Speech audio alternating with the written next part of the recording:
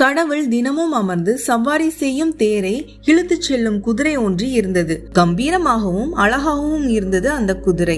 கடவுளின் தேரை இழுத்துச் செல்லும் குதிரை என்பதால் அதற்கு மிகுந்த மரியாதையும் கிடைத்தது. ஆனாலும் அந்த குதிரைக்கு ஒரு ஏக்கம். தான் இன்னும் அழகாக காட்சி தர வேண்டும் என்பதுதான் அந்த ஏக்கம். இந்த உலகத்திலேயே தன்னை போல் அழகான விலங்கு வேறு எதுவும் கிடையாது என்பது போல பெருமைக்குரிய அந்தஸ்தை பெற வேண்டும் என்று ஆசைப்பட்டது. ஒரு நாள் தயங்கி கடவுளிடம் தன் விருப்பத்தை சொன்னது. கடவுளே, எனக்கு அழகையும் நற்பண்புகளையும் நீங்கள் கொடுத்திருக்கிறீர்கள். எனக்கு இன்னும் அழகான தோற்றம் பெற வேண்டும் என்று ஆசை. அதை செய்தால் உங்களுக்கு ஆயுள் முழுக்க நன்றியுடன் இருப்பேன் என்றது குதிரை. கடவுளும் உடனே சம்மதித்து, உனக்கு என்ன வேண்டும் கேள், வரம் தருகிறேன் என்றார்.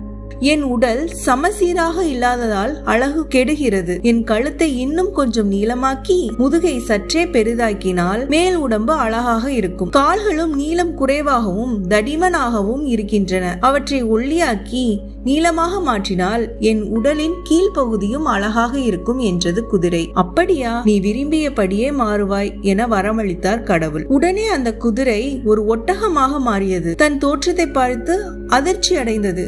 கடவுளே, என்ன இது? நான் அழகாக மாறுவதற்கு வரம் கேட்டால் இப்படி ஆக்கிவிட்டீர்களே என்றது. நீ கேட்டதையெல்லாம் செய்தேன். கழுத்தை நீளமாக்கி கால்களை ஒல்லியாகவும் நீளமாகவும் ஆக்கி முதுகை பெரிதாக்கினால் ஒட்டகமாக மாறிவிட்டாய் என்றார் கடவுள். ஆனால் நான் ஒட்டகமாக இருக்க விரும்பவில்லை. குதிரையாக இருக்கும் போதே என்னை எல்லோரும் விரும்பினர். என்னை பழைய தோற்றத்திற்கு மாற்றிவிடுங்கள் என்று அது மன்றாடியது. மீண்டும் அதை குதிரையாக மாற்றிய கடவுள், குதிரையாக இருப்பதில் நீ பெருமைப்படு. யாரும் அடுத்தவர் போல மாற ஆசைப்படக்கூடாது. ஒவ்வொருவருமே தனித்துவமான குணம் கொண்டவர்கள். உன் வேகமும் கம்பீரமும் ஒட்டகத்திடம் இல்லாமல் இருக்கலாம், ஆனால் பாலைவனத்தில் அது போல உன்னால் வாழ முடியாது என்றார் கடவுள்.